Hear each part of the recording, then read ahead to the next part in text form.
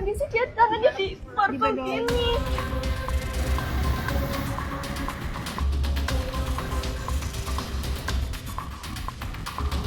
Kasus dugaan penganiayaan dan perbuatan tidak manusiawi di tempat penitipan anak Little Aresa kawasan Sorosutan, Umbul Harjo, Kota Yogyakarta terus bergulir. Terbaru, Polda Daerah Istimewa Yogyakarta telah menetapkan 13 tersangka dari kasus ini. Sebelum menetapkan tersangka, Polda Daerah Istimewa Yogyakarta telah melakukan serangkaian proses penyidikan dari pemeriksaan saksi-saksi hingga melakukan gelar perkara. 13 tersangka berasal dari pengurus yayasan maupun pengasuh di daycare tersebut. Para tersangka ini memiliki perannya masing-masing. Belum diketahui motif para tersangka melakukan penganiayaan, tindakan diskriminatif, dan perbuatan tidak manusiawi ini. Dari malam PSLB ya Pak, bantuan perkara dari pemerintah pusat kan harus ada 13 sertifikat tersangka ya. Kalau yang dari kita tiap hari minggu ini apa nanti akan langsung ditahan sertifikat apa? Dikasih baju, saya baru saya ngeliat kenapa nangis karena melihat anak saya pas ini kondisi dia tangannya di borgol gini.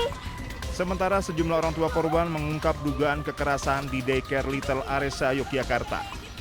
Salah satu orang tua mengaku sempat mendapati anaknya dalam kondisi lebam di bagian tubuhnya. UPTD PPA Kota Yogyakarta kini membuka layanan konsultasi dan pendampingan bagi anak korban kekerasan daycare yang mengalami gangguan secara psikologis.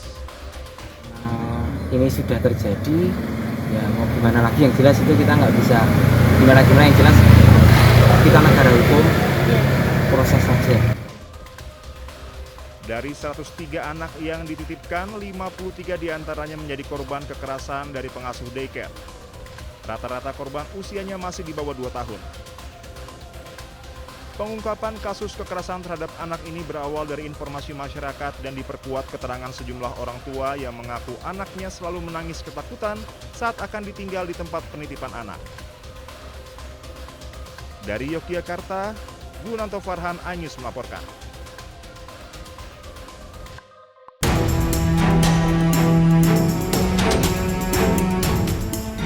Suasana Bandara Imam Khomeini di Teheran kembali hidup saat para penumpang bersiap terbang ke berbagai tujuan internasional. Ini menjadi momen pertama dibukanya kembali penerbangan dari ibu kota Iran setelah 8 minggu wilayah udara ditutup akibat konflik bersenjata. Terlihat antrean penumpang di counter check-in menunggu keberangkatan yang sempat tertunda. Sebanyak 6 penerbangan dijadwalkan berangkat dengan tujuan utama Istanbul serta rute lainnya menuju Muscat dan Madinah. از نزدیک به 2 ماه فرودگاه امام عملیات پروازی خودش رو از سر گرفته و الحمدلله همه زیرساختای فرودگاهی و تسهیلات فرودگاهی مهیا شده و مسافران میتونن چکینگ بشن و برای بحث پرواز از این فرودگاه تردد بکنن. Sebelumnya, bandara ini menghentikan operasional sejak akhir Februari, menyusul serangan Amerika Serikat dan Israel ke wilayah Iran. Kembalinya penerbangan ini menjadi sinyal awal pemulihan. Di tengah ketidakpastian, masa depan konflik yang masih membayangi kawasan. Israel has targeted and killed more than 260 journalists.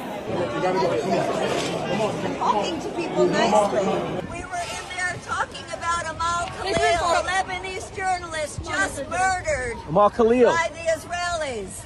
And we were there with a picture of Amal Khalil showing Wolf Blitzer, the picture. He said, I don't know who that is. We said, you should know who it is. Speaker has got there, she was dead.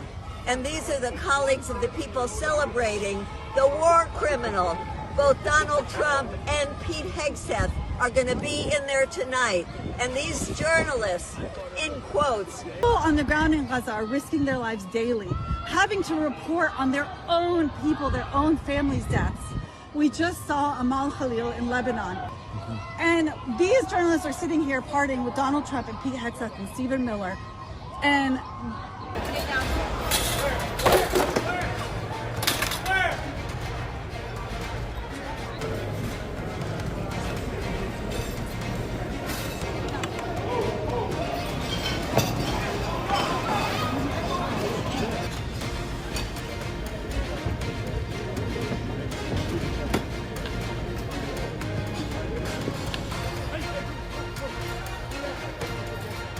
Letusan tembakan terdengar beberapa kali saat jamuan makan malam Gedung Putih di Washington, Amerika Serikat.